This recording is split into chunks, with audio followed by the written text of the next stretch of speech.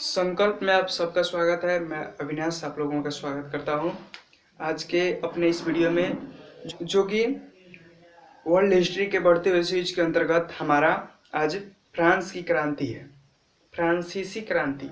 आज ये 1789 की क्रांति मैंने आपको पढ़ा दिया है कि उसमें क्या होता है कि बहुत सारे कारण थे, राजनीतिक कारण, सामाजिक कारण, वो मैंने आपको बता दिया।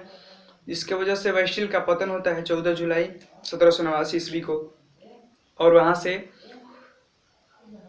लुई सुलावा को हटा करके नेपोलियन बोनापार्टा वहां का प्रधान बनता है। और वो क्या करता है कि वो अपने विजय अभियान, अपने विधि संहिता वहां पर लागू करके विजय अभियान पर निकलता है और वहां से बहुत सारे देशों को जीत करके वहां ही राष्ट्र की भावना, राष्ट्रवादी भावनाओं का प्रचार प्रसार करता है। ठीक है, अब देखिए आज की इस वीडियो में हम सीखेंगे कि उसके बाद 1789 ईस्वी के बाद में नेपोलियन बोनापार्टा जब था, उसके बाद में क्या हुआ।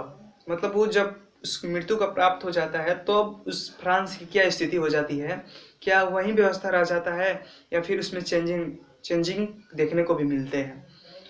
तो बिल्कुल उसमें चेंजिंग होता है, और किस तरह से होता है आज इसी वीडियो में हम आपको वो चीज़ बताने जाएंगे। देखिए, सबसे पहली बात कि अगर आपने अभी तक मेरे वीडियो को लाइक नहीं किया है तो प्लीज़ लाइक कीजिए और शेयर कीजिए ज़्यादा से ज़्यादा, ओके, ताकि जो नॉलेज है बहुत इंपॉर्टेंट नॉलेज है और अधिक से अधिक विद्यार्थियों के पास पहुंच सके। और आप मेरे चैनल पर नए आए हैं तो प्लीज़ मेरे चैनल को सब्सक्राइब करना मत भूलिएगा। अगर आपके मन में कोई क्वेश्चन, 1789 वाली क्रांति के बाद में नेपोलियन जब वहाँ का प्रधान बनता है और वो अपने विजय अभियान से फ्रांस में एक ऐसी व्यवस्था लाता है जो कि प्रजातंत्रात्मक व्यवस्था लाता है, और वहाँ पर एक कुशल शासक के रूप में वहाँ पर होता है, और वहीं तक वहीं नहीं रहकर बहुत से देशों में जाकर के अपने विजय अभियान करते हैं। ठीक है, तो यूरोप, पूरे यूरोप में उसका वर्चस्व आ जाता है साथ में। तो देखिए, बेचारा का जब मृत्यु होता है, जब वो मृत्यु को प्राप्त हो जाता है, तब फ्रांस की स्थिति क्या होती है। देखिए, नेपोलियन के पतन के बाद, नेपोलियन जब मृत्यु को प्राप्त हो जाता है उसके बाद में, ओके, उसके बाद में क्या होता है कि जितने भी जो उसके द्वारा जीते गए क्षेत्र थे वो क्या करते हैं कि एक जगह बटरा जाते हैं, एक जगह समूह में इकट्ठे होकर के एक सम्मेलन करते हैं, और उस सम्मेलन को नाम देते हैं वियना कांग्रेस, वियना सम्मेलन या वियना कांग्रेस। ये क्यों? क्योंकि एक वियना नामक जगह थी, ऑस्ट्रिया की राजधानी वियना होती है, और वहीं पर उन्होंने एक सम्मेलन को बटोरा और वहीं पर एक सम्मेलन किया जिसका नाम वियना कांग्रेस या वियना सम्मेलन दिया गया। उस सम्मेलन में क्या किया गया कि बहुत सारे विजयी जो देश थे, यूरोप के विजयी देशों ने उसमें भाग लिया। ब्रिटेन, फ्रांस, रूस, प्रसा, ये सब ने भाग लिया और बढ़ चढ़ के हिस्सा लिया। साथ ही साथ उसमें क्या किया गया कि उसके उद्देश्य थे कि जो नेपोलियन का वो पुरातन व्यवस्था है उसको फिर से स्थापित किया जाए। जो फ्रांस में पुरातन व्यवस्था थी, मतलब बुर्बो राजवंश का जो शासन था, उसको फिर से स्थापित किया जाए, और नेपोलियन ने जो जो कार्य किए उस सबको हटा दिया जाए। मतलब नेपोलियन का साफा वहां पर विनाश, इसका मुख्य उद्देश्य था। परिणाम क्या हुए? परिणाम हम देखेंगे कि फ्रांस में पुरातन व्यवस्था का शुरुआत हो जाता है और इटली को और जर्मनी को कई भागों में तोड़ दिया जाता है। ठीक है, जिस पर ऑस्ट्रिया का नियंत्रण हो जाता है। चलिए हम डिटेल से समझते हैं कि क्या हुआ आखिर। तो देखिए, नेपोलियन के पतन के बाद फर्स्ट ऑफ ऑल कि वियना कांग्रेस जो हुआ था 1815 ईस्वी में हुआ था। ओके, वियना कांग्रेस कब हुआ था? 1815 ईस्वी में। नेपोलियन के पतन के बाद हुआ था। ठीक है, यह कब हुआ? नेपोलियन के पतन के बाद में। पतन के बाद यूरोप की जो विजयी शक्तियां थी, यूरोप की विजयी शक्तियां जो ताकतवर देश थे, वो ऑस्ट्रिया की राजधानी एक वियना है। वियना नामक एक स्थान है वियना, और वो उस समय ऑस्ट्रिया की राजधानी हुआ करती थी। तो उसमें 1815 ईस्वी में यूरोप की जो विजयी शक्तियां थी वो एकत्र होती हैं। मतलब एक संगठन बनाती है 1815 में वियना नामक जगह पर, जो ऑस्ट्रिया की राजधानी है। वहां पर जुट सब समय उस सम्मेलन में भाग लेकर वहां पर एक सम्मेलन बनाते हैं और उसका नाम देते हैं वियना कांग्रेस, जिसका नेतृत्व करता ऑस्ट्रिया का चांसलर मेटरनिक था। मेटरनिक इस संस्था का संचालन व्यवस्था को नेतृत्व में रखता है, अपने नियंत्रण में रखता है। ठीक है, देखिए जो घोर प्रतिक्रियावादी था, ये बहुत ही अत्याचारी राजा था। मेटरनिक बहुत ही घोर प्रतिक्रियावादी था। इसमें वियना कांग्रेस में कुछ देश जो ब्रिटेन इससे बढ़ चढ़ का हिस्सा लिया था, रूस, प्रूसिया, ऑस्ट्रिया हाथ बटाया था, मतलब उसमें भाग लिया था। ठीक है, अब देखते हैं हम कि वियना कांग्रेस का उद्देश्य क्या था, आखिर क्यों इस वियना कांग्रेस को स्थापित किया गया था। तो देखिए, फ्रांस में उस पुरातन व्यवस्था का अंत करना उद्देश्य पढ़ रहे हैं हम इसका। वियना कांग्रेस का उद्देश्य क्या था, तो फ्रांस में पुरातन व्यवस्था, ठीक है, पुरातन व्यवस्था को पुनर्स्थापित करना। पुनर्स्थापित मतलब फिर से स्थापित करना, पुनः स्थापित मतलब फिर से स्थापित करना।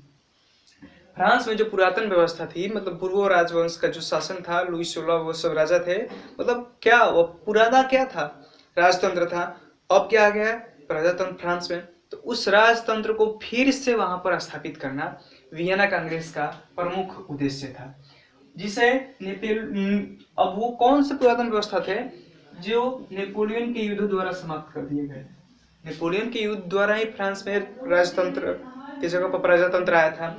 तो उस सब नेपोलियन के जो युद्ध थे उसको विनाश करके और यहाँ पर क्या लाना था, वियना कांग्रेस के द्वारा आपको लाना है क्या है, अब राजतंत्र लाना है। ठीक है, पुनर्स्थापित करना है। यही मेटरनिक व्यवस्था का मुख्य उद्देश्य था। ठीक है, इसको मेटरनिक व्यवस्था भी बोला जाता है। वियना कांग्रेस को मेटरनिक व्यवस्था बोला जाता है। मेटरनिक इसका मेजबानी किया था इसलिए। अब देखते हैं परिणाम इसके क्या हुआ। सबसे पहला परिणाम कि फ्रांस में नेपोलियन युग का अंत होता है और मेटरनिक युग की शुरुआत हो जाती है। यहाँ से फ्रांस में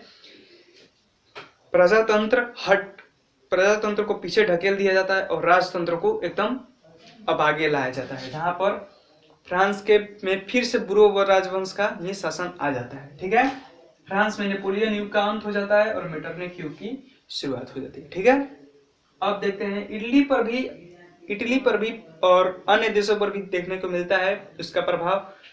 इटली पर अपना प्रभाव स्थापित करने के लिए ऑस्ट्रिया ने उसे कई राज्यों में बांट दिया। उसे कई राज्यों में ऑस्ट्रिया क्या किया कि विभाजित कर देता है। विभाजित करने के क्रम में सिसिली और नेपल्स के जो प्रदेश हैं वो फर्डिनेंड, बुर्गो राजवंश का एक राजा होता है जिसका नाम होता है फर्डिनेंड, उसी को सिसिली और नेपल्स का प्रदेश दे दिया जाता है, सौंप दिया जाता है। ठीक है, रोम जो इटली का आज राजधानी है, इटली का राजधानी रोम और उसके आसपास के जो क्षेत्र थे वो पोप को दे दिए। पोप एक राजा थे, उनको दे दिए। ठीक है, अब देखिए लोम्बार्डी वेनेसिया ऑस्ट्रिया के हाथ लगी। ठीक है, ये हो गए इटली के जो तोड़ा गया था उसमें से जो प्रदेश है उस दिया गया बांटा गया था जिन को, वो उनका लिस्ट है। ठीक है, अब देखते हैं हम कि जर्मनी पर भी इसका प्रभाव देखने को मिलता है। जर्मनी को क्या करता है मेटरनिक कि अपना प्रभाव स्थापित करने के लिए 39 रियासतों में तोड़ देता है। 39 रियासतों में तोड़ देता है और जिस पर अप्रत्यक्ष रूप से ऑस्ट्रिया अपना प्रभाव कायम रखता है।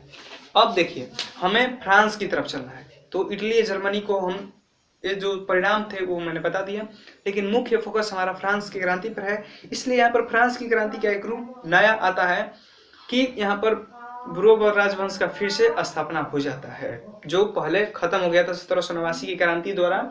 अब 1815 के वियना कांग्रेस द्वारा फिर से बुरो राजवंश की स्थापना हो जाती है, अर्थात यहाँ पर फिर से राजतंत्र की नींव पड़ जाती है। अब देखते हैं कि इसके बदले में भी एक क्रांति होती है। किस तरह से वियना कांग्रेस के द्वारा फ्रांस में पुनः बुरो वंश की स्थापना होती है। बुरो वंश का यहाँ पर स्थापना हो जाता है तो लुई 18वां यहाँ का शासक बन जाता है, जो 18वां की मृत्यु के बाद में चार्ल्स टेन फ्रांस का शासक बनता है, जो कि एक निरंकुश एवं प्रतिक्रियावादी शासक होता है।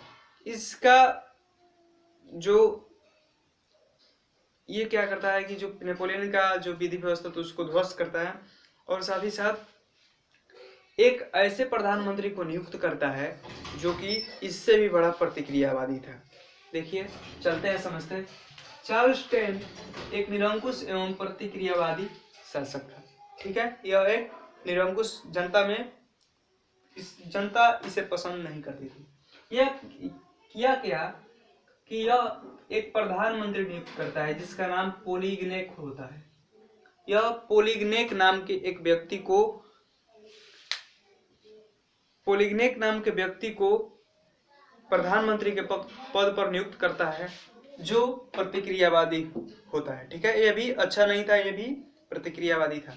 अब ये प्रधानमंत्री बन जाता है तो क्या करता है कि यह शक्तिशाली अभिजात वर्ग जो कुलीन थे, उन वर्गों को इतने विशेषाधिकार, इतने छूट दे देता है कि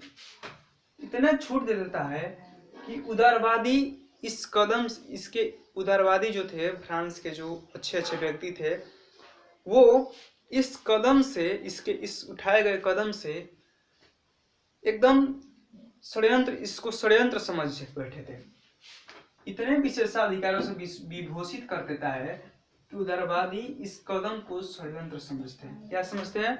षड्यंत्र समझते हैं, और पोलिगनेक के विरुद्ध गहरा असंतोष प्रकट करते हैं। मतलब यह हुआ कि वो पोलिगनोक जो था, वो क्या किया कि कुलीनों को बहुत सारे विशेष अधिकार दे देता है, और जिससे अभी उदारवादी थे फ्रांस के, वो इस कदम को एक षड्यंत्र समझते हैं, और इसके विरुद्ध में पोलिगनेक के विरुद्ध भारी असंतोष प्रकट करते हैं। ठीक है, अब देखिए आगे क्या होता है। चार्ल्स टेन ने इस विरोध को दबाने, उदारवादी जो विरोध प्रकट किए थे, उन विरोध को दबाने के लिए 25 जुलाई 1830 को एक अध्यादेश जारी करता है, और उस आदेश के आधार पर जो उदारवादी थे, उनका गला घोंटने का प्रयास करता है। मतलब उन उदारवादियों के जो मन में विचार थे, उन विचारों को वो दबाने का प्रयास करता है। मतलब यह हुआ कि वो विरोध को दबाना चाहता था। कब? 25 जुलाई 1830 ईस्वी को। ठीक है, कौन? Charles ten. किसके विरोध को दबाना चाहता था? उदारवादियों के। क्या करके? अध्यादेश जारी करके। अब देखिए, इन अध्यादेश जब ये जारी करता है, तो इन अध्यादेशों के विरुद्ध में पेरिस में क्रांति की लहर दौड़ जाती है। जो उदारवादी होते हैं वो कहते हैं कि हमने लोकतंत्र स्थापित कर दिया है भाई, तो हमें सब कुछ करने का आजादी है, अतः हम यहाँ पर आपके विरोध कुछ भी कर सकते हैं, हम आवाज उठा सकते हैं। तो आप इसमें विरोध कर रहे हैं, तो हम भी आपके विरुद्ध खड़े रहेंगे। और पेरिस में क्रांति की लहर दौड़ जाती है। और फ्रांस में फिर से एक गृह युद्ध की शुरुआत हो जाती है। ठीक है, जिसके परिणाम स्वरूप क्या होता है कि चार्ल्स टेन को हरा दिया जाता है, जो कि मरते मरते बच जाता है, और यह इंग्लैंड के लिए पलायन कर जाता है। ठीक है, इंग्लैंड भाग जाता है। ठीक है, पोलिगनेक का कोई पता मिलता जुलता नहीं है। इस तरह से क्या होता है कि चार्ल्स टेन इंग्लैंड पलायन कर जाता है, और इस तरह से फ्रांस में बुर्बो वंश का समापन हो जाता है, समाप्त हो जाता है। अब भाई ये वंश खत्म हो गया, तो इस वंश के स्थान पर कोई एक और नया वंश आएगा। तो बुर्बो वंश के स्थान पर आलेंस वंश की गद्दी सौंप दी जाती है, जिसके नेता लुई फिलिप जो कि उदारवादी शासक था, उसको उदारवादियों, पत्रकारों एवं जन समर्थन से सत्ता प्राप्त हो जाता है। ठीक है, देखिए एक झलक फिर से देखिए। सबसे पहले सबसे पहले हम समझेंगे कि 1830 की क्रांति हुई क्यों थी।